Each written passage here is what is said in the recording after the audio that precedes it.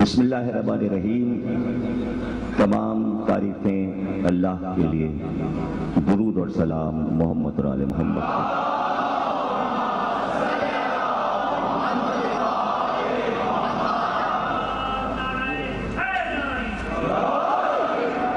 مجالس تفسیر قرآن کی 20ویں تقریب آپ حضرات سماعت فرما رہے ہیں۔ گویا آج ہم نے 2 عشرے تمام کیے، کل سے تیسرا عشرہ شروع ہوگا جس کا اختتام 29 رمضان کو ہوگا۔ عزائے مولا کائنات کے سلسلے کی تیسری تقریر آپ حضرات سماعت فرما رہے ہیں۔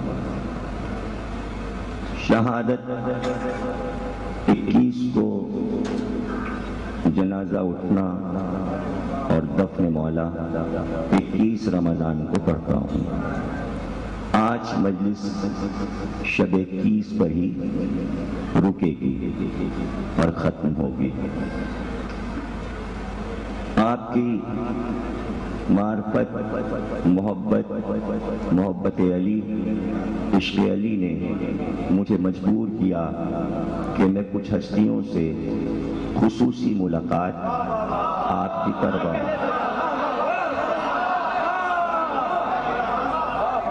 اور اس بات کی خوشی ہوئی کہ سامعین اس منزل تک آئے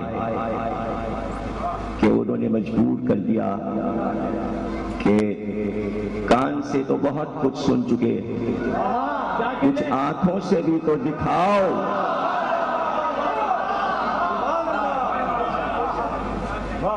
تو ہم نے سوچا کہ معرفتوں میں ہماری اور آپ کی اضافہ ہو۔ قرآن کی آیت ہے، زمین پر چلو پھرو اور سیر کرو، ہمارے عجائبات دیکھو۔ جب آیت نہیں بھی پڑھی تھی اس سے پہلے سے زمین کی سیر بہت ہی کم عمری سے میں نے شروع کر دی تھی۔ چونکہ 10 سال کی عمر سے مجلسیں پڑھنا شروع کی اور 48-49 برس ہو گئے مجلس پڑھتے ہوئے، تو ذکر مولا کی وجہ سے ملکوں کے سفر ہوئے، یعنی کہاں کہاں مولا نے پہنچایا اور بھیجا۔ پھر کم عمری میں ہی حج کے لیے بلایا گیا۔ لوگ بڑھاپے میں حج کرتے ہیں، ہم نے جوانی میں حج کیا، زیارتیں کی، ایک بار نہیں کئی بار۔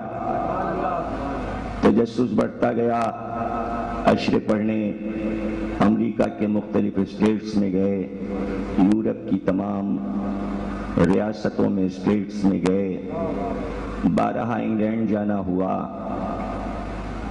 ترکی تک کا سفر کیا، اردن بھی گئے، شام بھی گئے، ایران بھی گئے، عراق بھی گئے، یونان بھی گئے، 2-4 ملک رہ گئے ہیں، وہاں سے بھی بلاوے ہیں مسلسل۔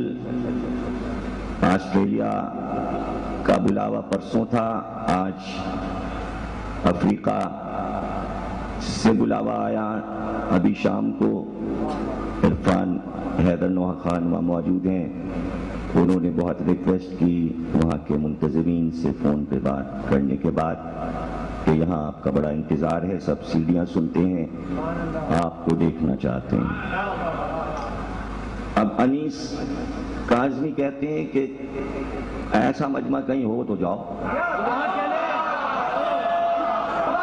یہ کہتے ہیں کیوں جاتے ہیں، کیوں ملتان جاتے ہیں، کیوں لاہور جاتے ہیں۔ سچ ہے۔ تو اب مسئلہ بڑا گمبھیر ہو گیا ہے، کیونکہ کام بڑا ہو گیا، پھیل گیا ہے کام، اشاعت بھی ہیں، کتابیں بھی ہیں، مجالس بھی ہیں، پورے سال کی مجالس ہیں، کئی 100 ایسے پروگرام ہیں جو مسلسل ہوتے ہیں، کچھ وہ ہیں جو ظاہر ہیں، پروگرام سامنے ہیں، اور کچھ ایسے ہیں جو دکھائی نہیں دیتے، اور وہ بھی ہو رہے ہیں، ضروری ہیں وہ کام بھی۔ تو ایسی صورت میں بغیر رقم کے تو کوئی کام دنیا میں ہوتا نہیں۔ تو بہت عرصے سے پکار رہے ہیں شیعہ قوم کے دولت مندوں کو کہ بھائی بڑا کام ہو رہا ہے، کوئی مدد تو کرنے آئے، ہم تو نہیں جائیں گے کسی کے پاس، لیکن کوئی سننے کو تیار نہیں ہوا۔ تو پھر ایک دن میں نے مولا سے یہ بات کہی کہ یہ کام کیسے ہوں گے؟ اتنے بہت سے دولت مند سرمایہ کار کروڑ پتی شیعوں میں ہیں، لیکن کبھی کسی نے ہماری ہیلپ اور مدد نہیں کی۔ پاکستان کی 47 سالہ میری زندگی میں کسی سیٹھ نے مدد نہیں کی۔ تو پھر مولا مجھ سے کہنے لگے کہ تم ان کی طرف دیکھو نا۔ تو میں نے کہا پھر کیا کروں؟ مولا کہنے لگے جو تمہارے سامعین عرصے سے آ رہے ہیں انہی میں سے سب کے لیے دعا کرو، وہی کروڑ پتی بن جائیں گے۔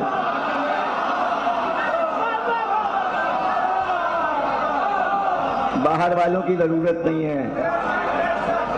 تو میں نے دعا کر دی، مولا سے کہا بھائی سب کو کروڑ پتی بنا دیجئے، جتنے سامعین ہمارے آ رہے ہیں سب کو بنا دیجئے۔ تو مولا نے ایک راز کی بات بتائی مجھے، کہنے کہ اس میں دو طرح کے لوگ ہیں، کچھ وہ ہیں جو کروڑ پتی بن کے غائب ہو جائیں گے اور تمہاری مدد نہیں کریں گے، اس میں سے چند ٹھہریں گے جن کو اپنے پیسے سے زیادہ تمہارے بیان سے محبت ہوگی۔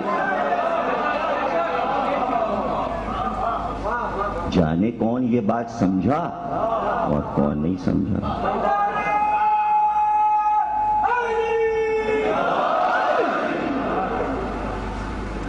تو میں نے سوچا کہ جن ملکوں میں نہیں گئے، تصور میں اگر وہاں پہنچا جائے تو کیسا ہے۔ تو چلتے چلتے میں مصر پہنچ گیا۔ مصر پہنچا تو وہاں 2-3 زیارتیں تھیں، کبھی میں مصر آیا نہیں تھا، تصور میں پہنچ گیا۔ راس الحسین کی زیارت کی، زید شہید کی صاحبزادی زینب کا روضہ دیکھا، ان کی زیارت کی۔ اس کے بعد میں باہر نکلا تو میں نے پوچھا مصر سے شہر کلزم کتنی دور ہے؟ کسی نے کہا زیادہ دور تو نہیں ہے، لیکن وہاں جا کے کیا کرو گے؟ کہا وہاں ایک ہستی سے مجھے ملنا ہے اور ان کو اپنے ساتھ مجھے انچولی لے جانا ہے، اور ہم ان سے فضائل علی سنیں گے، اور وہاں ایک مجمع انتظار میں بیٹھا ہے، ہم ان سے فضائل علی اپنے مجمع کو سنوانا چاہتے ہیں۔ تو انہوں نے گھبرا کے کہا کیا تم مالک اشتر کی بات کر رہے ہو؟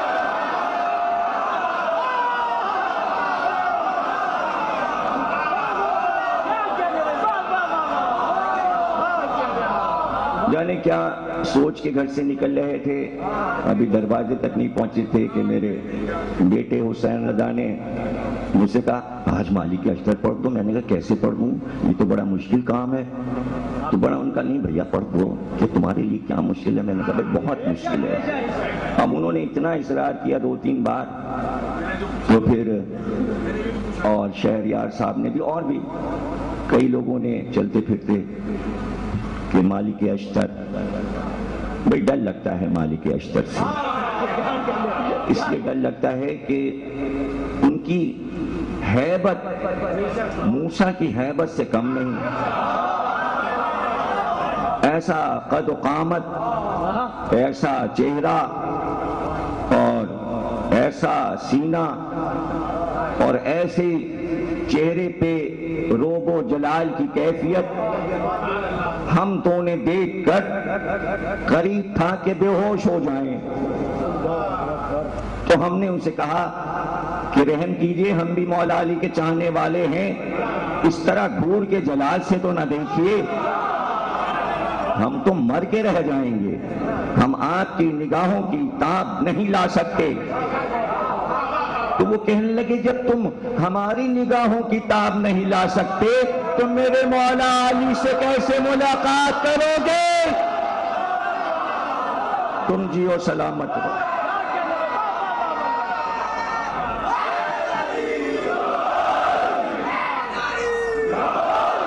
میں نے ان سے کہا کہ آپ چونکہ مولا علی کے بہت قریب رہے ہیں اور بے پناہ محبت مولا علی نے آپ سے کی ہے، اور مولا علی کا قول آپ کے لیے یہ ہے کہ مالک اشتر میرے لیے ایسے تھے جیسے میں رسول اللہ کے لیے۔ تو آپ کی عظمت کا تو زمانہ قائل ہے۔ پھر میں نے ان سے کہا کہ میں نے یہ بھی حدیث پڑھی ہے آپ کے بارے میں کہ اکثر مولا علی کہتے تھے کہ اگر میرے لشکر میں مالک اشتر جیسے دو ہوتے تو میں پوری دنیا کو فتح کر کے رکھ دیتا۔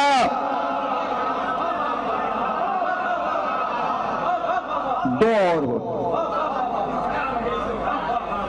تو وہ نگاہیں مالک اشتر کی جو مجھ پہ بجلیاں گرا رہی تھی، میں نے دو حدیثیں جو پڑھی تو ان کی پلکیں جھکی، مجھ کو ملی پناہ۔ میں نے کہا چلیں گے انچولی، انہوں نے کہا چلو۔ چار معصومین چلیں گے۔ انہوں نے کہا بھائی جب تمہیں ایسے معرفت کی حدیثیں یاد ہیں تو جو تمہارے ساتھی ہوں گے ضرور وہ معرفت سمجھتے ہوں گے۔ آ ہی گئے مالک اشتر، تو ہم نے کہا چلو سوال و جواب ہو جائے، موقع اچھا ہے، سننے والے بھی ہیں۔ تو ہم نے مالک اشتر سے یہ کہا کہ آپ کا نام تو ہم بچپن سے سنتے آئے ہیں مالک اشتر، لیکن ہمیں یہ نہیں پتا آپ کہاں کے رہنے والے ہیں، آپ کہاں سے آئے تھے، آپ کا قوم، قبیلہ، وطن، آپ کے باپ دادا، یہ کون لوگ ہیں؟ کہنے کہ ہاں اس میں ذرا مسئلہ ہے، وہ یہ ہے کہ دیکھو مولا علی کے دشمن بہت زیادہ تھے۔ مجھے مالک اشتر نے بات سمجھانا شروع کی کہ بھائی دشمن بہت تھے، تو چونکہ میں مولا سے بہت قریب تھا اس لیے دشمنوں نے کتابیں لکھتے وقت جہاں مولا کے فضائل چھپائے تو مجھ کو تو بالکل انہوں نے چاہا تھا کہ تاریخ میں دفن کر دیں، لیکن میرا نام اس طرح رہ گیا کہ بھائی دیکھو بات یہ ہوئی کہ ایک خطبہ، ایک خط مولا علی نے مجھ کو لکھا کہ حکومت کیسے کرنا چاہیے۔ اب مولا علی کے خطوط جب جمع کیے ابن ابی الحدید معتزلی نے مصر میں، تو میرا وہ خط بھی ایک کتب خانے میں مل گیا۔ اس طرح لوگوں کو تلاش ہوئی مالک اشتر کون ہے جس کو علی یہ خط لکھ رہے ہیں، تو میرا نام رہ گیا نہج البلاغہ کی وجہ۔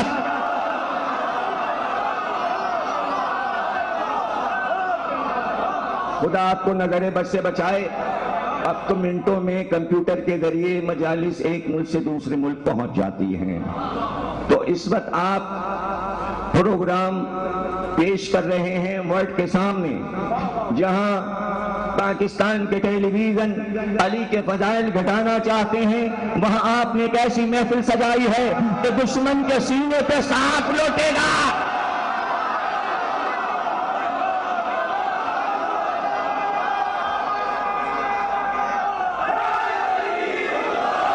کوئی مسئلہ نہیں رہا،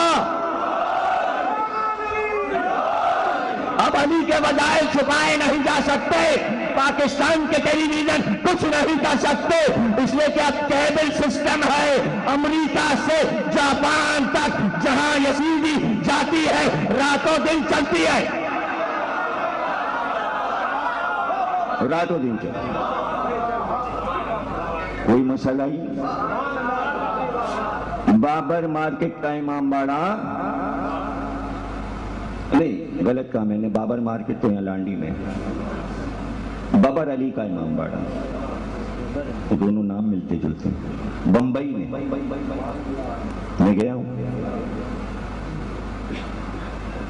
تو بمبئی میں ایک چینل چلتا ہے المہدی چینل، المہدی ٹی وی،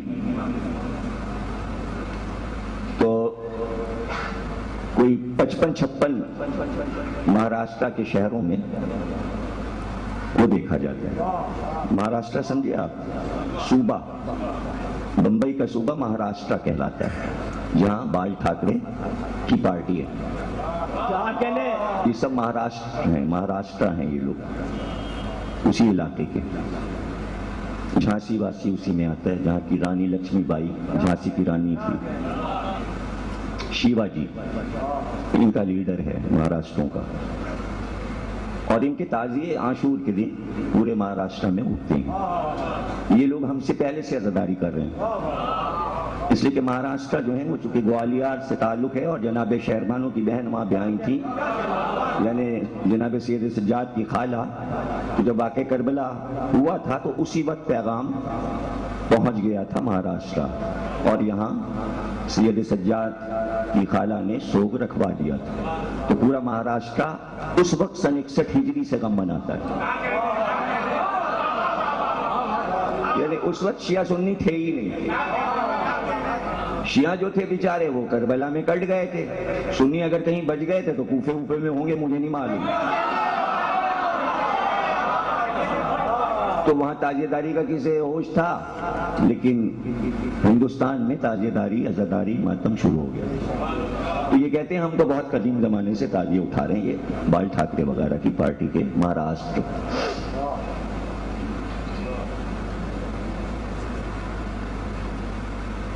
تو یہ ہفتے کے حساب سے سیڈیاں میری المہدی چینل پہ بمبئی میں چلتی ہیں۔ ایک واقعہ سنانا چاہ رہا ہوں۔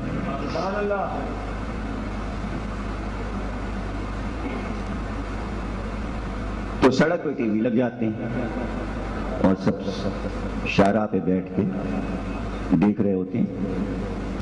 10:30 11 کے بعد پوری رات پھر مجلسیں چلتی ہیں۔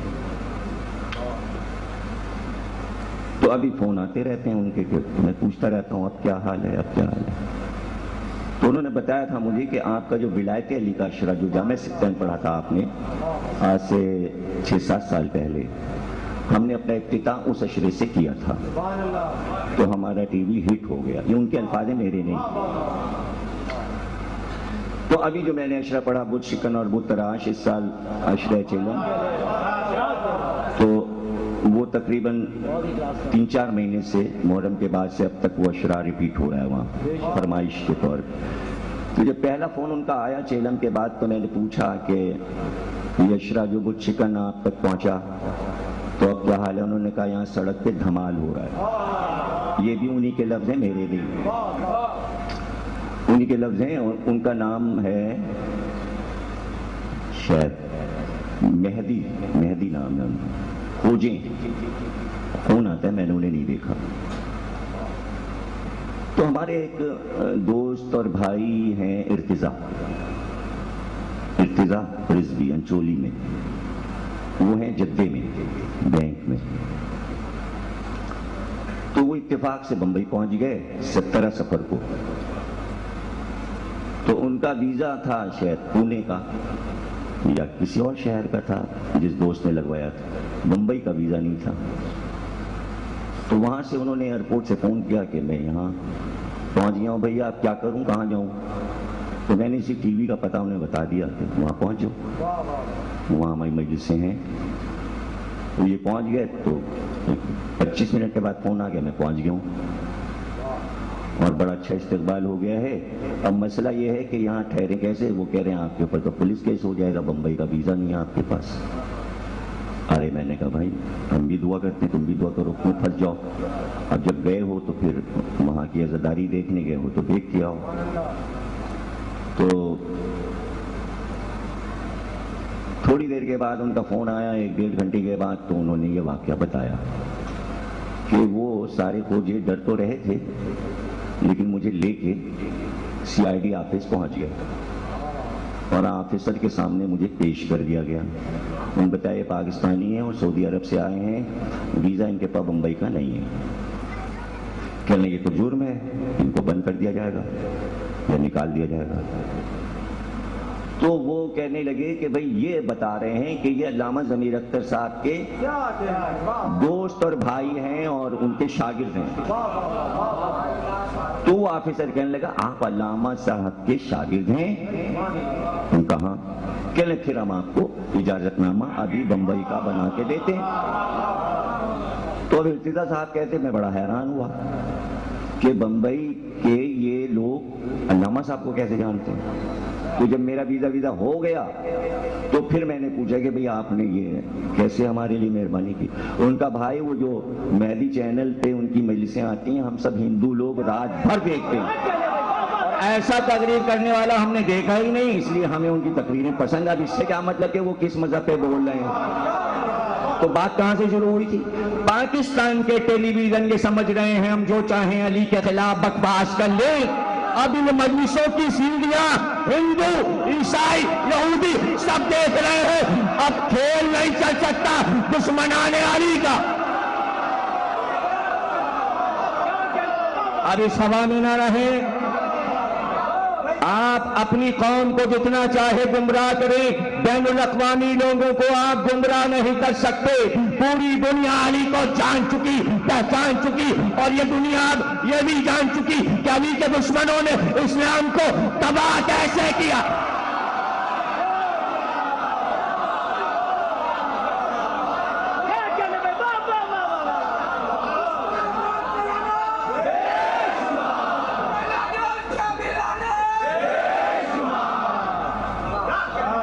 اس لیے ہم اپنے بچوں، اپنے جوانوں کو معرفت کی اس منزل پر لائے کہ وہ بیٹھے ہوئے مالک اشتر کی باتیں سن رہے ہیں.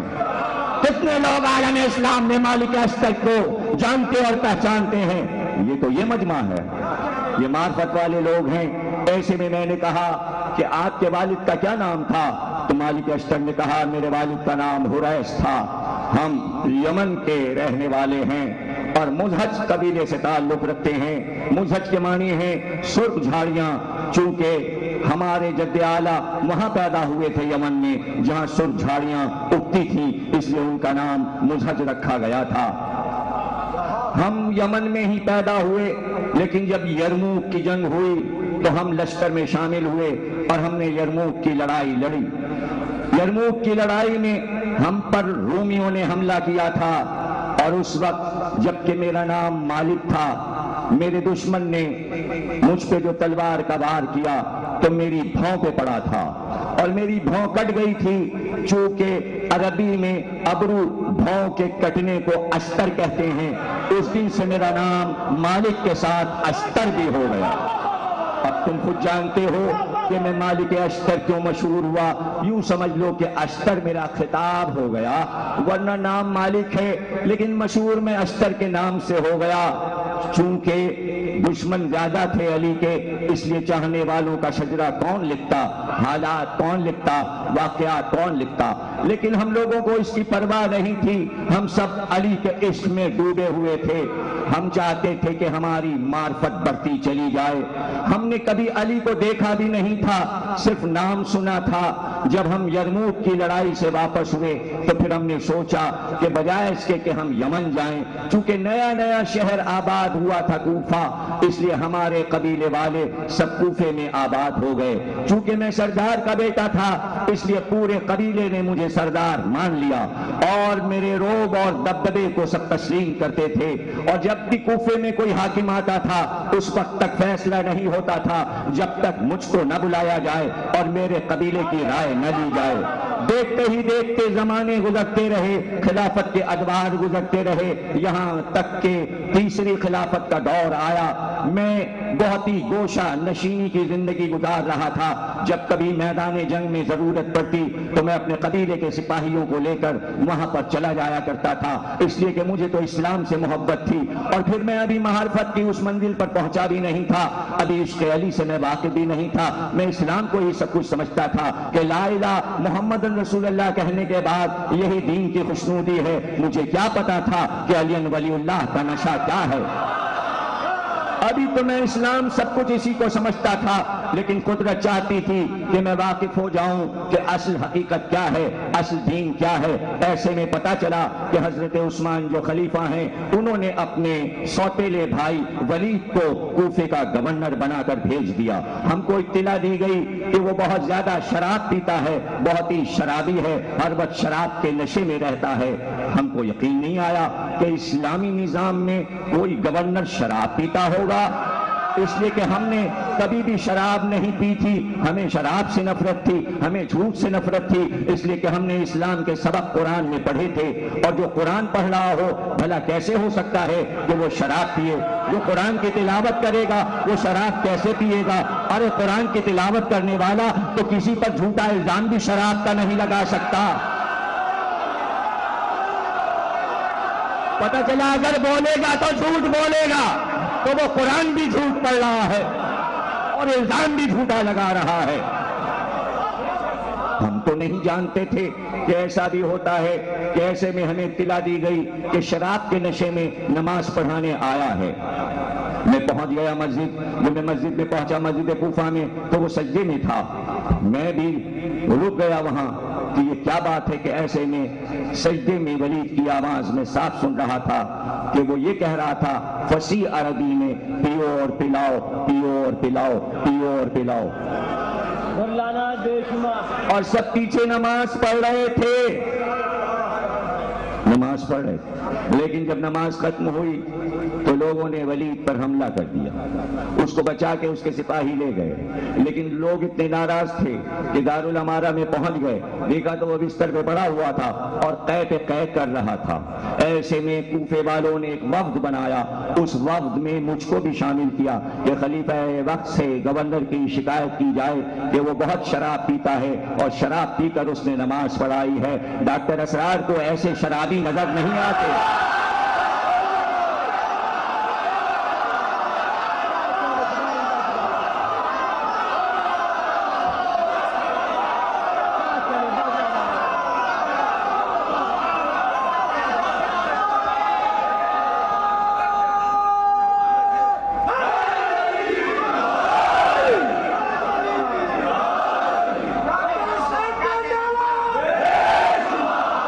ہمارا وقت مدینے پہنچا، خلیفہ وقت سے ہم نے شکایت کی، خلیفہ وقت نے ہم سب کو بلا لیا اور بلانے کے بعد کہا کہ کیا ثبوت ہے تمہارے پاس کہ ولید نے شراب پی ہے؟ دو آدمی بولے کہ ہم دو گواہ ہیں، کہا ہم تمہاری گواہی نہیں مانتے۔ ایک شخص نے کہا جب اس نے قے کی ہے تو ہم نے اس کی داڑھی کو نچوڑ کے کپڑے میں رکھ لیا تھا، اگر آپ شراب پہچانتے ہیں تو وہ کپڑا میں لا کے دکھاؤں۔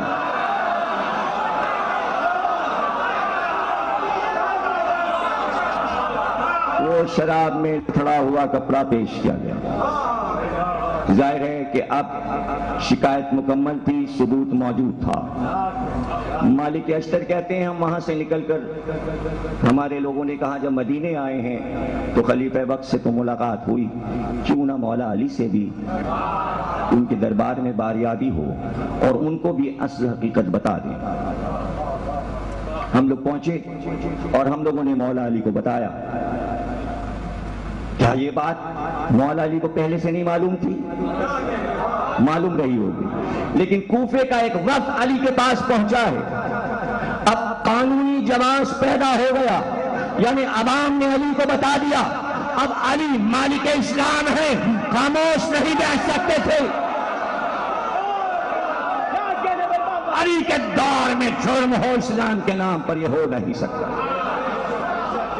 اس وقت کو لے کر اصرار پر ان کے علی دربار میں پہنچا اور کہا ابھی ولید کو معزول کیا جائے۔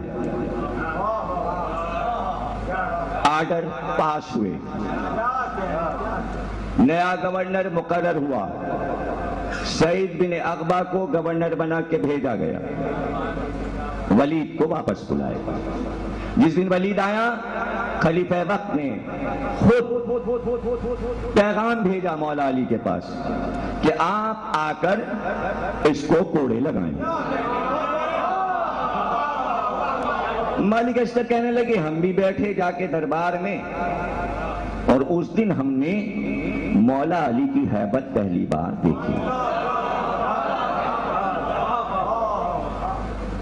اور میں تمہیں ایک عجیب بات سناتا ہوں کہ اسی دن جو میرے دل میں محبت علی آئی چند جملوں سے، پھر مرتے دم تک عشق علی مجھ سے نہ چھوٹا۔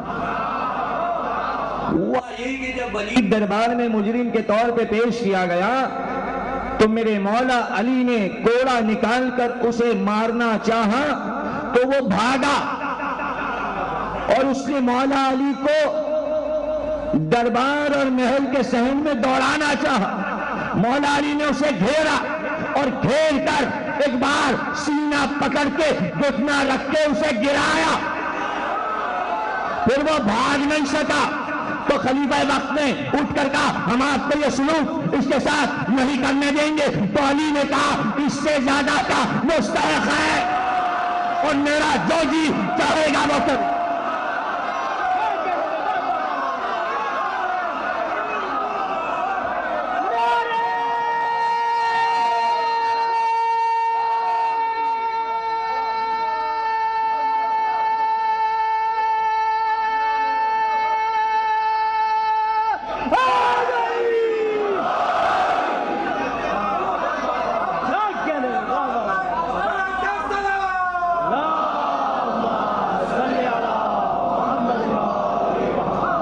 ایک بات بتا رہے ہیں آپ کو، یہ مالک اشتر کو آپ نے بلوا تو لیا ہے، لیکن یہ بتا دیں یہ وہ ہستی ہیں کہ ان کو کبھی کسی بڑے سے بڑے کام میں کبھی تھکاوٹ نہیں ہوئی. 17 راتیں انہوں نے بغیر کھائے پیے تلوار چلائی ہے جنگ صفین میں اور تھکے نہیں. اب مجھ میں تو اتنی طاقت نہیں کہ میں ذکر مالک اشتر کروں، مجھے نہیں پتا آپ میں کتنی طاقت ہے. اور موضوع چھوٹا سا ہے نہیں، بات ہے ساری ہمت کی، اور پھر شب شہادت بھی ہے. کہنے لگے مالک اشتر کہ میں سوچنے لگا باہر نکل کے کہ یہ مسلمان پاگل تو نہیں، خلیفہ وقت جسے ہونا چاہیے تھا کیا مسلمان دیوانے ہو گئے؟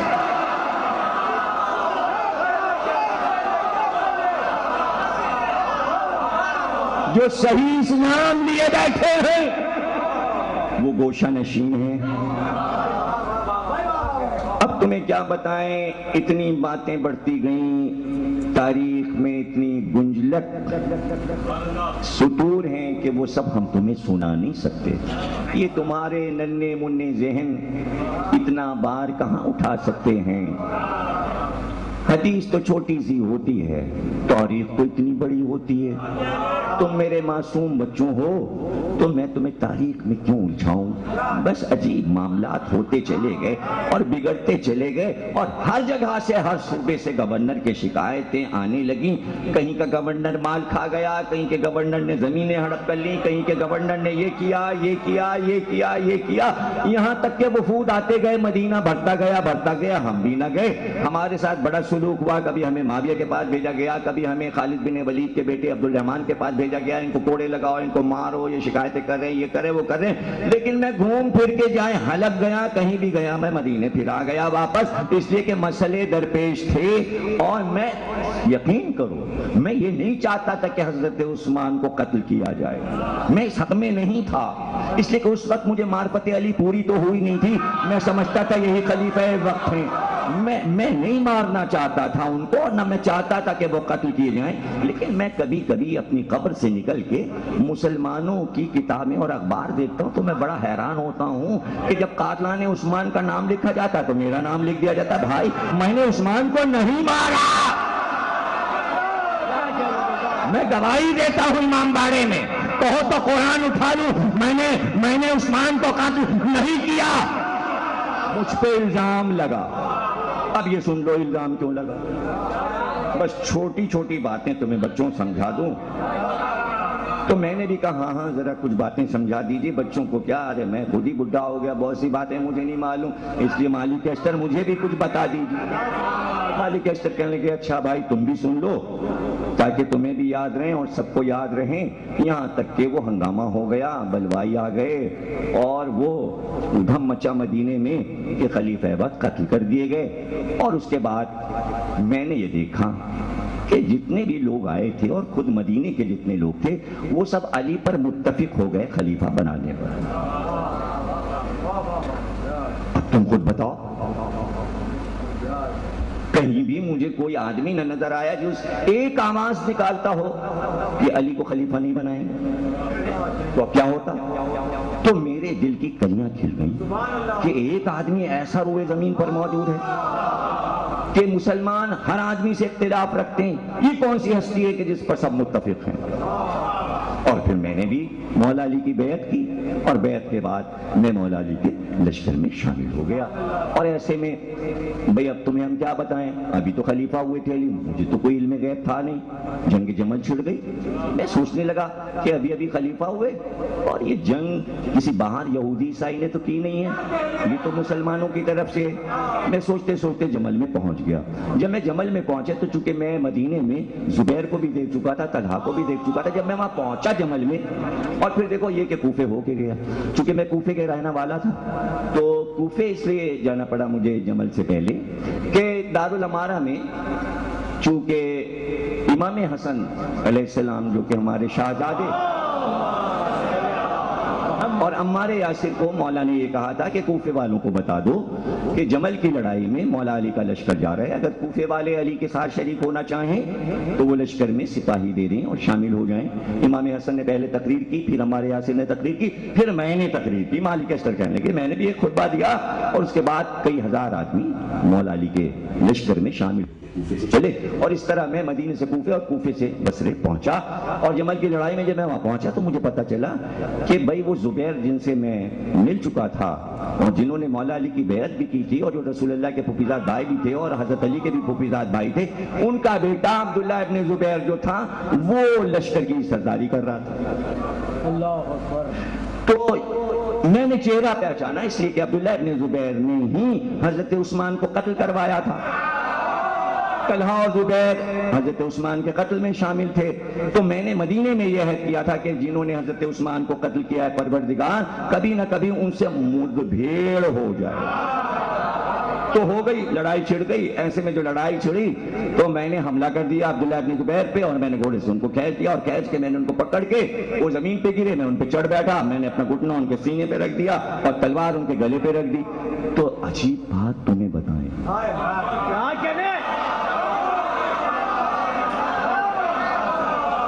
عبداللہ ابن زبیر اپنے لشکر والوں سے چیخ کے کہنے لگے جلدی آؤ جلدی آؤ جلدی آؤ، مجھ کو بھی مار ڈالو، مالک کو بھی مار ڈالو، مجھ کو بھی مار ڈالو، مالک کو بھی مار ڈالو۔ وہ چیخے جا رہے ہیں مجھ کو بھی مار ڈالو، مالک کو بھی مار ڈالو۔ اور لشکر چاروں طرف چکر لگا رہا ہے، نہ مجھ کو مار رہا ہے نہ ان کو مار رہا ہے۔ تو چونکہ مسئلہ میرے سمجھ میں نہیں ہے میں نے ان کو چھوڑ دیا۔ اب تم سمجھو گے کہ ایسے ہی چھوڑ دیا؟ نہیں، میں نے یہ تھوڑی کہا کہ میں ایسے ہی چھوڑ کے ہٹ جاتا، ورنہ فوراً وہ مجھ پہ وار کر دیتے۔ میں جلدی سے ہٹا، اور میں نے ہٹنے کے بعد ان کی ٹانگ پکڑی اور گھسیٹتا ہوا لے گیا اور خندق میں پھینک دیا۔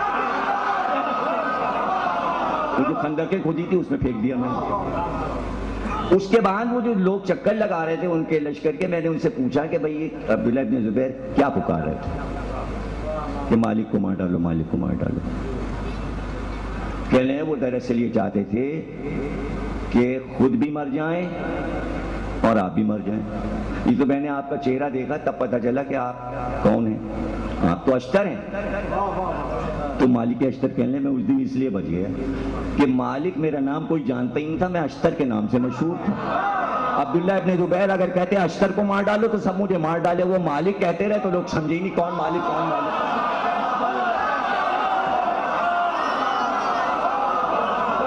یہ تو ہو گیا بھائیوں میرے، لیکن مسئلہ یہ تھا کہ میں یہ سوچتا رہا کہ اگر اس دن میں بھی مار ڈالا جاتا اور وہ بھی مار ڈالے جاتے تو ان کو فائدہ کیا ہوتا؟ اگر وہ بھی مار ڈالے جاتے اور میں بھی مار ڈالتا تو ان کو فائدہ کیا ہوتا جو یہ چاہ رہے تھے دونوں مار ڈالے جائیں؟ کیا فائدہ ہوتا؟ میں یہ سوچتا رہا۔ مالک اشتر جب یہ سوچنے لگے تو میں نے ان سے اجازت طلب کی۔ میں نے کہا اگر آپ اجازت دیں تو کچھ میں کہوں۔ کہنے بھائی تم بھی عشق علی والے ہو، کیوں نہیں تم بھی کچھ بولو، تم بھی کچھ بولو۔ تو پھر میں بولنے لگا اور میں نے کہا میں مختصر سی بات کہتا ہوں۔ بات دراصل یہ تھی کہ وہ یہ چاہتے تھے کہ یہ مجھے مار ڈالیں گے، مالک اشتر مجھے مار ڈالیں گے، لیکن اس سے پہلے کہ میں مر جاؤں یہ بھی مر جائیں، اس لیے کہ دشمن یہ چاہتا ہے کہ اگر میں مر گیا تو ان کا مشن قائم رہے گا، میرا مشن قتل ہو جائے گا. تو دشمن یہ چاہتا ہے اگر میرا مشن مٹ رہا ہے تو ان کا بھی مشن مٹ جائے، ان کا بھی مشن مٹ جائے. تو اب یہ بات سمجھ میں آئی کہ مرتے مرتے کھپتے کھپتے بھی شیطان نے یہ کیوں کہا کہ ہمیں مہلت دے دے. وہ یہ چاہتا تھا آدم کا سلسلہ چلے تو میرا بھی چلے. تو اللہ نے کہا گھبراؤ نہیں، سلسلہ تو چلے گا مگر اس سلسلے کا تم کچھ بگاڑ نہیں سکتے. اگر اللہ کو خطرہ ہوتا کہ میرا سلسلہ تباہ ہو جائے گا تو نہ معاویہ کو پیدا کرتا نہ یزید.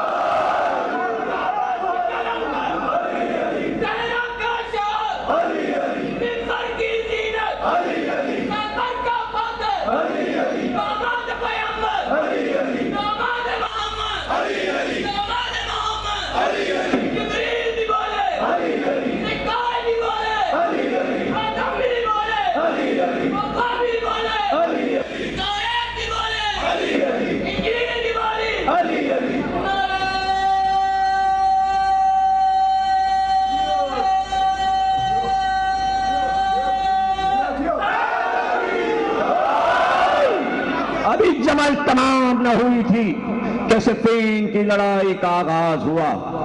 علی کا لشکر، میرے مولا کا لشکر 1.5 لاکھ کا صفین کے لیے روانہ ہوا. میں بھی اس لشکر میں تھا. لشکر آگے بڑھ رہا تھا یہاں تک کہ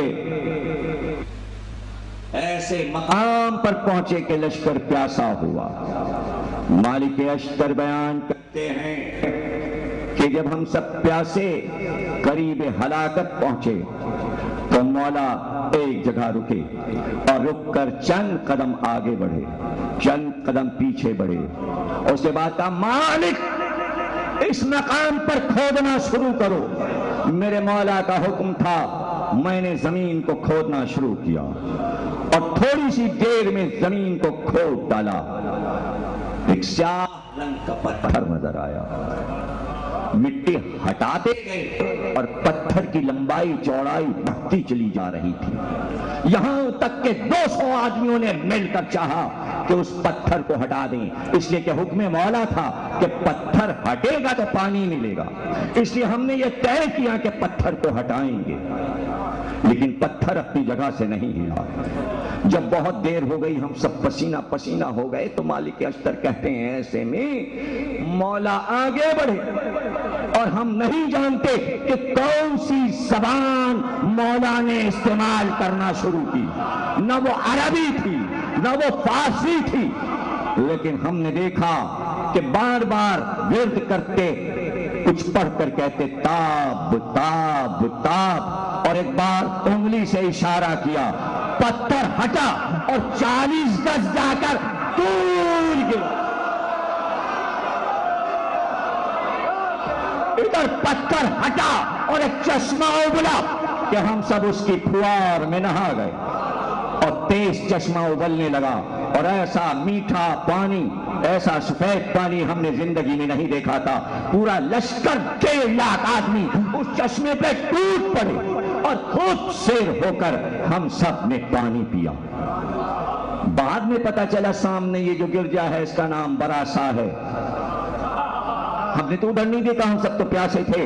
یہاں تک کہ پانی پینے کے بعد مولا نے کہا مالک اشتر دفن کر دو اس چشمے کو، اب قیامت تک اس چشمے کو کوئی نہیں پائے گا. مٹی ڈال دو. اب یہ مہدی کے لیے ہے. وہ آئے گا، ٹھوکر مارے گا، چشمہ پھر ابل پڑے گا. بند کر دو، پتھر اسی طرح رکھ دو. مٹی ڈال دی گئی. لشکر چلا. جب لشکر آگے بڑھا ایک بار علی نے کہا لشکر پھر واپس ہو. لشکر پھر واپس ہوا. جب لشکر پھر واپس آیا علی نے کہا مالک اب وہ جگہ تو تلاش کرو، چشمہ کہاں سے نکلا تھا. مالک کہتے ہیں پورے لشکر نے مل کر اس صحرا نے ڈھونڈا کہ کہاں ابلا تھا چشمہ، لیکن نام و نشان نہ ملا. ایسے میں جو راہب گرجا کے دروازے پہ کھڑا تھا، وہ اتر کے آیا. مالک اشتر کہتے ہیں وہ میرے پاس آیا اور اس نے آ کر کہا یہ بتاؤ تمہارے ساتھ جو یہ تمہارے رہنما ہیں یہ کوئی نبی ہے، یہ کوئی پیغمبر ہے؟ مالک اشتر کہتے ہیں میں نے پوچھا تو نے کیسے سمجھا کہ یہ پیغمبر ہیں؟ اس نے کہا اس لیے کہ ہماری انجیل میں لکھا ہوا ہے کہ یہاں پر ایک چشمہ ہے، اس چشمے کا پتہ صرف پیغمبروں کو ہے اور کسی کو نہیں، اور اس چشمے سے 3000 پیغمبروں نے پانی پیا ہے، اور انجیل میں یہ لکھا ہے کہ آخری بار جو آئے گا وہ تیری عمر میں آئے گا، تو یہ میری عمر میں آیا ہے. یہ کون سا پیغمبر ہے؟ علی آگے بڑھے کہ پیغمبر نہیں، پیغمبر کا وسیع علی. جی سلام.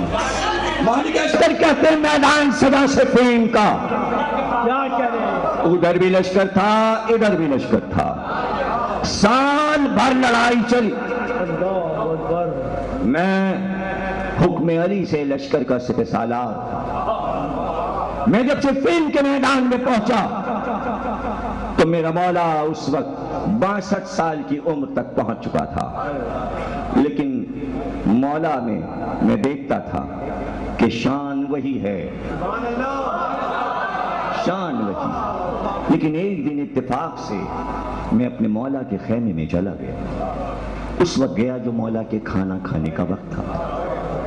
میں نے دیکھا تو مولا نے ایک رومال کھول کے ایک جو کی روٹی نکالی، اس کے 4 ٹکڑے کیے اور ایک ٹکڑا چھوٹا سا لے کے پانی میں بھگو کے کھا لیا. دوسرے دن بھی دیکھا، تیسرے دن بھی دیکھا تو میں پریشان ہو گیا. دیکھو تم لوگ عشق تو کرتے ہو نا علی سے، اگر تم خود دیکھتے اپنی آنکھ سے تو تمہارا کیا عالم ہوتا. تم افطاری کرتے ہو، سحری کرتے ہو، دل بھر کے کھانا کھاتے ہو، تو تمہیں غذا اور نعمتوں کا پتہ ہے. اگر تم وہاں ہوتے تو کیا کرتے؟ تمہیں عشق ہے نا علی سے. میں مالک اشتر پریشان ہو گیا. جب میں پریشان ہو گیا تو میں خیمے سے پردہ ہٹا کے نکلا اور میں نے اپنے پورے لشکر کو پکار کر کہا میری بات سنو، سب میری بات سنو. اگر مولا علی کی غذا اتنی رہ گئی میرے بھائیوں یہ بتاؤ پھر ہم کیسے جنگ کریں گے، ہم کیسے لڑیں گے؟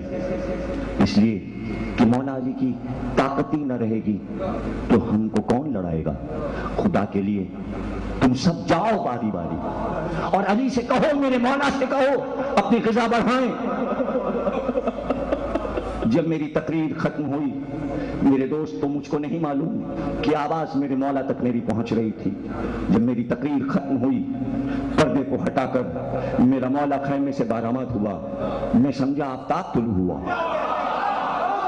میں سمجھا آفتاب طلوع ہوا اور ایک بار میرے مولا نے نیزے کو پکڑ کے زمین پہ گاڑا اور اس کے بعد پورے لشکر سے کہا سنو تم نے مالک اشتر کی تقریر سن لی، اب چند جملے میرے سنو میرے لشکر والوں. اور یہ کہہ کر مالک اشتر کو مخاطب کیا کہ سنو 62 سال کی عمر میں ابو طالب کے بیٹے سے پورا عرب مل کر اکیلے لڑنے آئے تو علی فاتح رہے گا، اکیلے. اور یقین کرو کہ جیسا میرے مولا نے کہا تھا میں نے اپنی آنکھ سے دیکھا، اس لیے کہ رات و دن کی جنگ تھی، نگرانی میری تھی، میمنہ اور میسرہ میرے پاس تھا. کبھی میں قلب لشکر میں آتا اور میں لڑتے ہوئے بڑھتا جاتا اور میری تلوار کی تیزی دشمن پہ دھاک بیٹھی تھی کہ اگر مالک اشتر رہ گیا تو ملک شام فتح ہو جائے گا اور بنی امیہ کا نام و نشان نہ رہے گا. کتوں کی طرح لشکر مخالف راتوں کو چلاتا تھا، اس لیے اس لڑائی کا نام لیلۃ الحریر پڑ گیا. حریر کہتے ہیں کتوں کے بھونکنے کی آواز، وہ راتیں جس میں دشمن بھونک رہا تھا. سردی سے جب کتا کپ کپاتا ہے اس آواز کو عربی میں حریر کہتے ہیں. حریر، لیلۃ الحریر کی لڑائیاں. دشمن چیخ رہا تھا، سردی پڑ رہی تھی، میری تلوار چل رہی تھی، ابھی میں تلوار چلاتے آگے بڑھ رہا تھا. میں نے دیکھا میرے مولا نے آ کر میسرے کو سنبھال لیا جب میں نے دیکھا مولا آ گئے تو میں میمنی کی طرف بڑھا، میسری کی طرف علی بڑھ رہے تھے، لیکن اس طرح علی بڑھ رہے تھے کہ مجھ سے قربت رکھ کے چل رہے تھے، یہ نہیں چاہتے تھے کہ فاصلہ ہو جائے، بلکہ کاٹتے چھاٹتے ہوئے آگے بڑھ رہے تھے۔ علی کی ذوالفقار چلتی جاتی تھی، قتل کرتے جاتے تھے، میں آگے بڑھتا جاتا، جو میرے سامنے آتا میں اس کا سر اڑا دیتا، ایک وقت میں 5 کے سر اڑ جاتے، میرے سامنے جو آتا تلوار چلتی جاتی، لیکن میں مڑ کر دیکھتا تو میں عجیب شان مولا کی دیکھ رہا تھا۔ مولا یہ کر رہے تھے، ایک کو مارا پھر رک گئے، واپس آ گئے، پھر ایک کو مارا پھر آگے بڑھ گئے، پھر ادھر دیکھا، ایک کو مارا 10 کو چھوڑا، 20 کو چھوڑا، ایک کو مارا 20 کو چھوڑا، 10 کو مارا، ایک کو چھوڑا 50 کو مارا، ایک کو چھوڑا، ایک کو مارا۔ میں نے کہا یہ کیا ہے، یہ کیا ہے؟ تم جیو، تم جیو۔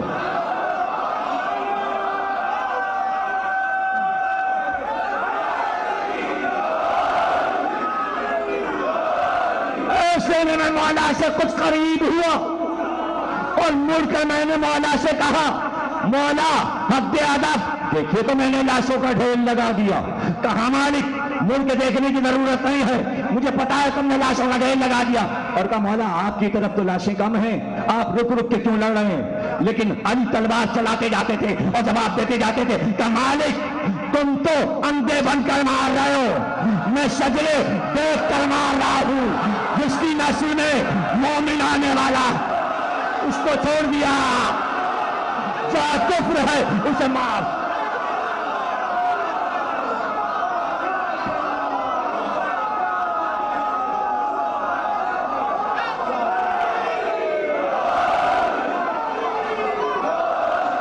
میرے دوستو، مالک اشتر کہنے لگے، 14 معصومین کے میرے دوستو، دیکھیے لقب انہوں نے آپ کو کتنا اچھا دے دیا، 14 معصومین کے دوستو۔ کہنے لگے اب بتاؤ میری معرفت کس منزل پر آ گئی، معرفت کس منزل پر آ گئی؟ دیکھو جب تک معرفت کی کمی ہوتی ہے تو لوگ مولا کو کسی اور نظر سے دیکھتے ہیں۔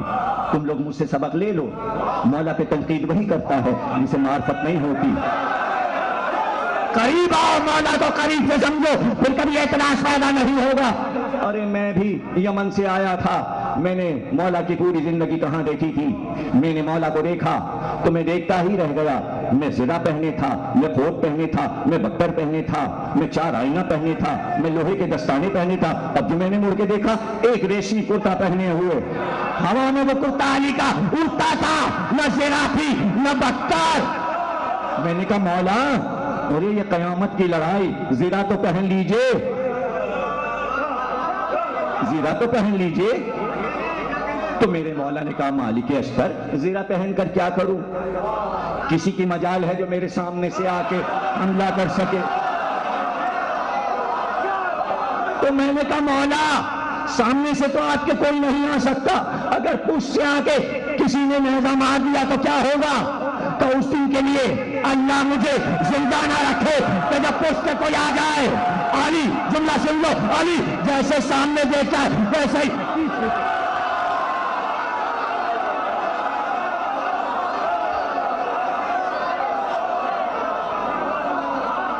جیسے علی سامنے دیکھتا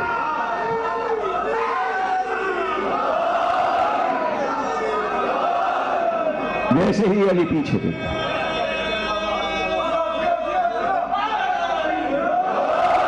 بس تھے علی، آخری دن تھا سپین کا، دشمن شکست کھا گیا، میں نے میدان فتح کر لیا، علی خیمے میں تھے، یہاں تک کہ دشمن ہتھیار چھوڑ چھوڑ کے بھاگنے لگا اور میں معاویہ کے خیمے تک پہنچا۔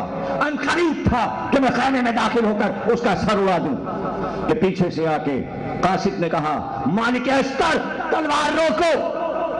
تلوار تو میری معاویہ کے سر پر تھی، یہ میری امتحان کی گھڑی تھی، چلو اور سر کٹ جائے اور قصہ تمام ہو جائے، شر اور فتنہ ختم ہو جائے۔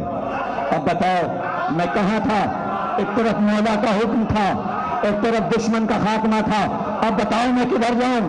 دشمن کو، علی کے دشمن کو مار ڈالوں یا امام کا حکم مانوں؟ ادھر امام کا حکم، ادھر دشمن کا قلع قمع۔ بتاؤ مالک کہاں ہے؟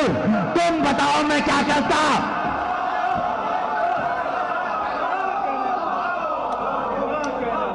میں نے کہا چند لمحے، فتح قریب ہے، مجھے نہ روکا جائے۔ تمہیں معلوم ہے کیا ہوا تھا خیمے میں؟ خیمے میں یہ ہوا تھا، ہم تو لڑنے میں لگے۔ عمر یاس سے معاویہ نے کہا تھا مجھے بچاؤ ورنہ لشکر کا خاتمہ ہو جائے گا۔ عمر یاس عیار تھا مکار، اس نے کہا نیزوں پر قرآن چڑھا دو اور علی سے پکار کے کہو ہمارے تمہارے درمیان قرآن ہے اور قرآن پر فیصلہ کر لیں۔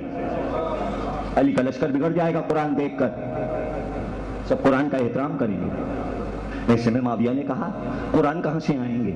کہ قرآن کی کیا ضرورت ہے؟ اینٹیں جزدان میں کپڑوں میں باندھ کر اس کو قرآن کہہ دو، کون انکار کرے گا یہ قرآن نہیں؟ کوئی پڑھنے آ رہا ہے؟ کوئی کھول کے دیکھنے آ رہا ہے؟ کپڑے میں اینٹیں باندھ کر نیزوں پہ باندھے گئے اور لشکر نے پکار کر کہا علی والو قرآن بیچ پہ ہے، چھوڑ دو ہماری جان، ہم مسلمان ہیں، قرآن حدیث میں۔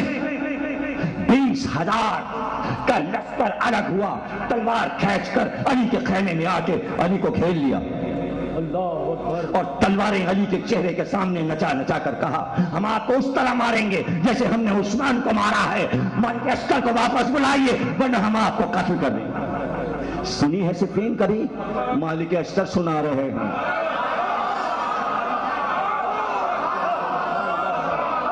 چشمدید ہے بھائی، تم بتاؤ میں کیا کرتا؟ میں نے سوچا کہ تلوار اگر روک لی لوگ کہیں گے مالک نے فتح ہوتے ہوتے علی کے ساتھ غداری کی، لیکن میں نے سوچا امام کی خوشنودی، امام کے حکم کے خلاف کیا تو میری آخرت خراب ہو جائے گی۔ دنیا نہیں ملتی تو نہ ملے، میرا امام تو راضی رہے، میرا امام راضی رہے، میرا امام بلا رہا ہے، جا کے تو دیکھوں کیا ہوا۔ میں نے تلوار روکی لیکن سپاہیوں سے کہا لڑتے رہنا جب تک میں دوبارہ نہ آ جاؤں۔ وہ لڑتے ہوئے آگے بڑھ رہے تھے، میں واپس آیا اور علی کے خیمے میں آیا۔ تم سوچ سکتے ہو میں نے کیا منظر دیکھا؟ مالک اشتر کا چہرہ تو دیکھو، اس لیے کہ اس لمحے کو ان کی آنکھوں نے محفوظ کیا۔ تم سن سکو گے؟ ذرا دل مضبوط کرو، پھر مالک اشتر کے یہ جملے سنو۔ مالک کہتے ہیں میں خیمے میں آیا تو میں نے 20,000 آدمی دیکھے جن کی لمبی داڑھیاں تھیں، پیشانیاں سجدے سے سیاہ ہو رہی تھیں۔ میں ان کو پہچان گیا، یہ کون تھے؟ یہ کون تھے جو علی کو قتل کر دینے پہ تیار تھے، جن کو معاویہ نے رشوت بھیجی تھی کہ جاؤ علی کو قتل کر دو، یہ قرآن کو نہیں مانتے۔ لڑائی تو رک گئی، وہ لوگ پہچانے گئے۔ تاریخ نے ان لمبی داڑھی اور سجدے کے نشان والوں کو تاریخ نے کہا خارجی تھے، اور یہ جو صفین سے نکلے تو بغل میں قرآن لٹکا کے تبلیغ کرتے ہوئے نکلے۔ پہچان گئے، پہچان گئے۔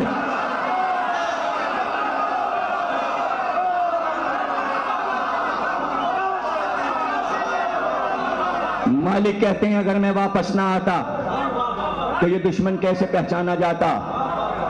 جانے میرے مولا پہ کیا حملہ کر دیتے اور کہا جاتا بلوے میں سب کچھ ہو گیا، لیکن ضروری تھا کہ یہ ٹوٹ کر الگ ہوں اور پھر کسی میدان میں یہ ٹکرائیں، اور پھر وہ ٹکرائے۔ اور پھر میں نے دیکھا کہ مولا نے نہروان میں خطبہ دیا اور خطبہ دے کر کہا ہم تمہیں پہچانتے ہیں، ہم تمہیں جانتے ہیں، تمہارا نطفہ کہاں ٹھہرا،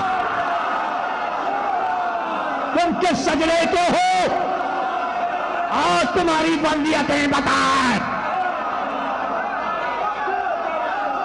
اور تمہاری بلدیتیں بتائیں۔ ویسے میں مالک اشتر کہتے ہیں کہ دریا پار کرتے کرتے لشکر کو کشتی سے اتارتے اتارتے کسی نے کہا شام ہو جائے گی، یہ تازہ دم ہے، ہم ان سے لڑیں گے کیسے، رات کو لڑائی کیسے ہوگی؟ دن تو چڑھا ہوا تھا، پورا دن کشتیوں پر دھوتے دھوتے لشکر کو گزر جائے گا۔ علی نے کہا مالک ابھی سورج چڑھے گا کہ لشکر پار اتر جائے گا، لشکر ابھی ڈوبے گا نہیں کہ علی فتح پائے گا۔ لڑائی ہوگی، لڑائی ہوگی، تلوار چلے گی، فتح ہوگی۔ مالک اشتر کہتے ہیں یہ کہہ کر علی آئے، خطبہ دیا اور خطبہ دے کر کہا گھبرانا نہیں، یہ 13,000 ہیں، ان 13,000 میں سے کل 13 بچیں گے، ہمارے لشکر سے 13 مارے جائیں گے، جو ان کے مارے جائیں گے ان کے نام یہ ہے، یہ ہے، یہ ہے، ان کی بندیتیں یہ ہے، یہ ہے، یہ ہے۔ مالک اسکر کہتے یہ کہہ کر علی نے تلوار کھینچی اور میں بھی علی کے ساتھ تھا، سورج نہیں ڈوبا تھا کہ لڑائی ختم ہو گئی، میدان میں لاشیں ہی لاشیں، لاشیں ہی لاشیں، لاشیں ہی لاشیں۔ اور پھر ہم نے دیکھا کچھ لوگ بھاگ رہے تھے، علی نے کہا انہیں پکڑو جو بھاگ رہے ہیں، سب مارے گئے۔ علی نے کہا گنو کتنے ہیں؟ مالک اسکر کہتے میں نے گنا 13 آدمی تھے، 13 آدمی تھے۔ اچھا نام پوچھو، نام پوچھا گیا، ان کی بلدیتیں پوچھو، قبیلہ پوچھو۔ عبداللہ ابن عباس کہتے ہیں میں حیران ہو گیا، میں نے تو نام لکھ لیے تھے، میں نے تو ولدیتیں لکھ لی تھی، میں نے تو قبیلے لکھ لیے تھے، کچھ صحیح بتایا انہوں نے۔ پھر مولا نے کہا ہمارے جو مارے گئے ہیں یہ 12-13 آدمی، ان کی لاشیں لاؤ، دیکھو جو نام میں نے بتائے تھے وہی مارے گئے نا۔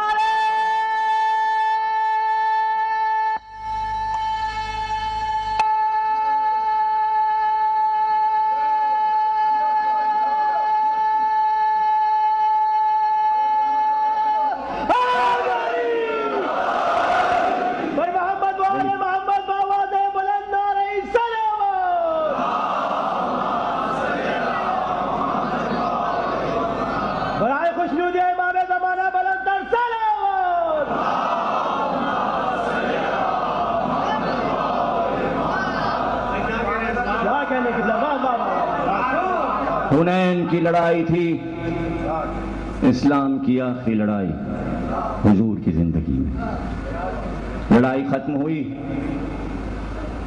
سارے مسلمان آئے مال غنیمت لینے، رسول اللہ نے مال غنیمت تقسیم کرنا شروع کیا، جھگڑے شروع ہوئے، اس کو زیادہ دیا ہمیں کم دیا، اس کو زیادہ دیا۔ ایسے میں ایک شخص آ کر رسول اللہ سے بدتمیزی کرنے لگا، مکے والوں کو آپ نے اتنا کیوں دیا اور ہمیں کیوں نہیں دیا؟ رسول اللہ نے چہرہ اٹھا کر اسے سر سے پیر تک دیکھا، سر سے پیر تک دیکھا، کام مار علی کو بلا لو۔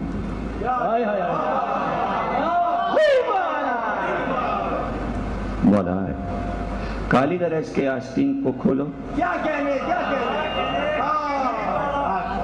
بازو تک اس کی آستین ہٹاؤ۔ اب جو آستین ہٹی تو سب نے عجائب دیکھا، عجیب سے عجیب تر، ایک تھیلی نما الگ سے جیسے گائے کا تھن ایک ٹکڑا لٹکا ہوا تھا۔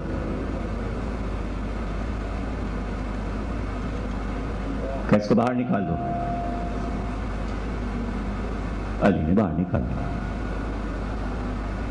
کالی ایک لشکر نہروان کے کنارے تم سے لڑنے آئے گا، سبحان اللہ۔ اس لشکر کے باطل ہونے کی پہچان یہ ہوگی کہ یہ اس لشکر میں مارا جائے گا، اس وقت تم حق پر ہوگے۔ اب تو حدیث ہو گئی، نہروان کی لڑائی ختم ہو گئی، 13 پکڑے گئے جو بچے تھے اور سارے مارے گئے۔ ایک بار علی نے کمال کے اشتر لاشوں کو الٹتے جاؤ، الٹتے جاؤ، الٹتے جاؤ، اور دیکھنا کہ جس کے گائے کے تھن کی طرح گوشت کا لوتڑا لٹکاؤ اس کی لاش لاؤ۔ تقریر ہو گئی، ختم، تھک گئے مالک کے اشتر، سب ڈھونڈ ڈھونڈ کے آئے۔ علی نے کہا ایسا نہیں ہو سکتا کہ وہ نہ ملے، رسول اللہ نے کہا ہے۔ علی ہاتھ میں ایک تیر لے کر چلے اور ایک ایک لاش کو پیر سے الٹتے جاتے تھے اور تیر سے ہٹا ہٹا کے کپڑا دیکھتے جاتے تھے۔ چلتے چلتے ایک لاش کو الٹا تو آپ سے آپ اس کا گوشت کا لوتھڑا باہر آیا۔ علی نے پکار کے کہا صدقتا یا رسول اللہ،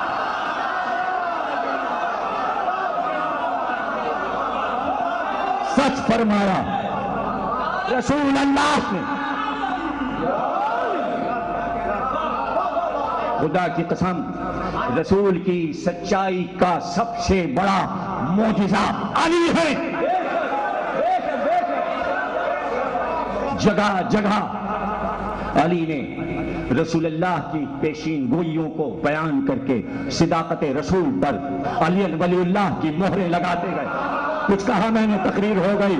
اگر علی ولی اللہ کی مہر نہ لگے تو صداقت محمد کا ثبوت کا کاغذ نہیں ہے. کہاں ہے کس کے پاس ہے؟ علی ولی اللہ کی مہر. رسول کی سچائی، رسالت کی سچائی، نبوت کی سچائی لو تقریر ہو گئی. وہ رات بھی دیکھی. اس رات سے پہلے 17 راتیں گزری رمضان کی. روز ممبر پہ باس اور حسن اور حسین سے پوچھنا بیٹا کتنی راتیں رمضان کی باقی رہ گئیں، اور جب بیٹے بتاتے اتنی راتیں گزر چکی تو بے اختیار کہتے رسول اللہ نے فرمایا ہے. کہاں ہے قبیلہ بنی مراد کا وہ بدبخت انسان پے کر دے نہ پے سالے کہ جو میری گاڑی کو میرا بے مسجد میں خون سے خضاب کرے گا. اور وہ دن آ گیا. علی زخمی حالت میں اپنے گھر میں لائے گئے. تمہارے لیے دعائیں، تم سلامت رہو، تمہارے گھر آباد رہیں. ظاہر شب شہادت ہے، تفصیلی دعا نہیں ہو سکتی. یہی دعا ہے کہ تابوت کو کاندھا دینا. شب یہ تابوت کا سایہ تمہارے سر پر ہو جائے گا. یہی ہیں برکتیں. ہم تو انہی چیزوں سے برکتیں لیتے ہیں، اور صدیاں گزر گئیں ہماری نسلیں انہی چیزوں کا احترام کرتی ہیں. اسی سے سب کچھ ہمیں ملا ہے. یہی عطاء، یہی عزائے مولا. 19 کا دن گزر گیا، 20 کا دن بھی گزر گیا. 20 کا دن گزر گیا.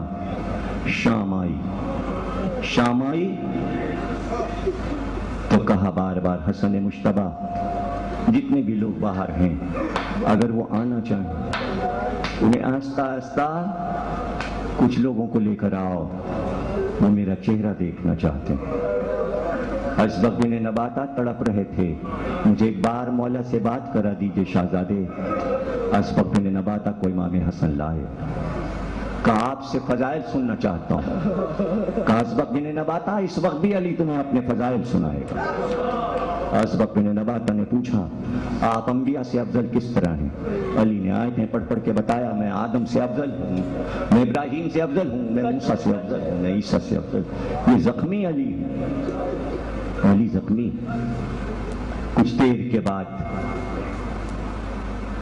رات کافی ہو چکی تھی. کانوں میں رونے کی آواز آئی.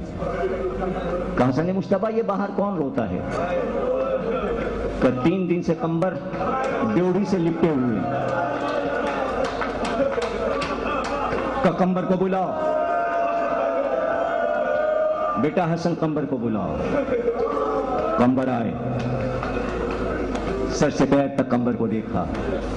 کہ قمبر میرے بعد میری محبت میں حجاج بن یوسف تیرے جسم کے ٹکڑے ٹکڑے کرے گا. کیا حال ہوگا تیرا؟ کیا حال ہوگا تیرا؟ کہ مولا 70 بار مار کے اور پھر جلایا جائے، اور خاک کو ہوا میں اڑا دیا جائے اور پھر جلایا جائے، اور یہ کہا جائے محبت علی چھوڑ دو. قمبر کبھی محبت علی نہیں چھوڑ سکتا. رو رہے ہیں ڈاڑے مار کے. کیا عشق کیا ہے ان لوگوں نے علی سے، کیا محبتیں کی ہیں، اور ہمیں سبق دے گئے کہ معرفت کی محبت کیا ہے. بیٹوں کو آواز دی. سارے بیٹے آئے. حسن مجتبیٰ کو پہلو میں بٹھایا. سارے بیٹوں کے ہاتھ حسن کے ہاتھ میں تھے. کا احترام کرنا یہ تمہارا بڑا بھائی بھی ہے، تمہارا امام بھی ہے. میں نے اپنا جانشین، اپنا امام، اپنا خلیفہ بنایا. ہمیشہ ان کی اطاعت کرنا. ایک بھائی نے ادب کے ساتھ مولا کو سلامی دی. علی کے سب بیٹے الگ ہٹے. ایسے میں بھیگتی رات میں کسی بیوی کے رونے کی آواز. چوک کر کہنے لگے زینب یہ تو گھر میں کوئی روتا ہے. کون ہے؟ زینب نے ادب سے کہا مادر گرامی ام البنین رو رہی ہے. کب لاؤ ام البنین کو علی کے پاس لاؤ. بالوں کو بکھرائے ہوئے سر پہ خاک پڑی ہوئی ام البنین آئی. کہا ام البنین ابھی میں زندہ ہوں. رونے کا کیا سبب؟ کہا میرے والی میرے سرتاج میرے وارث سب بیٹوں کو آپ نے حسن مصطفیٰ کے حوالے کیا. میرے عباس سے کیا خطا ہوئی؟ ٹھہر جاؤ بنی حسین کو بلاؤ. حسین آئے. پہلے نے حسین کو بٹھایا. کہا میرے بیٹے عباس کو بلاؤ. عباس آئے. عباس کا ہاتھ لے کر حسین کے ہاتھ پہ دیا.